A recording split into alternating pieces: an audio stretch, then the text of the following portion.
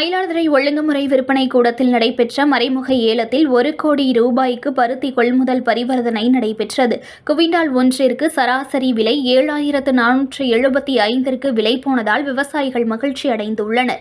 மயிலாடுதுறை மாவட்டத்தில் நிகழாண்டு 5,239 ஹெக்டேர் பரப்பளவில் பருத்தி சாகுபடி செய்யப்பட்டு விவசாயிகள் தற்போது பருத்தியை அறுவடை செய்து ஒழுங்குமுறை விற்பனை கூடங்கள் மூலம் வாரந்தோறும் விற்பனை செய்து வருகின்றனர். அந்த வகையில் மயிலாடுதுறையில் உள்ள ஒழுங்குமுறை விற்பனை கூடத்தில் தேசிய வேளாண் மின்னணு சந்தை திட்டத்தின் கீழ் ஈனா முறையில் பருத்தி மறைமுக ஏலம் நடைபெற்றது. 425 விவசாயிகள் பருத்தியை விற்பனைக்கு கொண்டு வந்து வைத்தனர். தேனி, கோவை, கொங்கணாபுரம், பெரம்பலூர், விழுப்புரம், திருப்பூர், கும்பகோணம் மற்றும் கர்நாடகா, மகாராஷ்டிரா மாநிலங்களில் இருந்து வந்திருந்த வியாபாரிகள் மற்றும் மில் அதிபர்கள் கொள்முதல் செய்தனர்.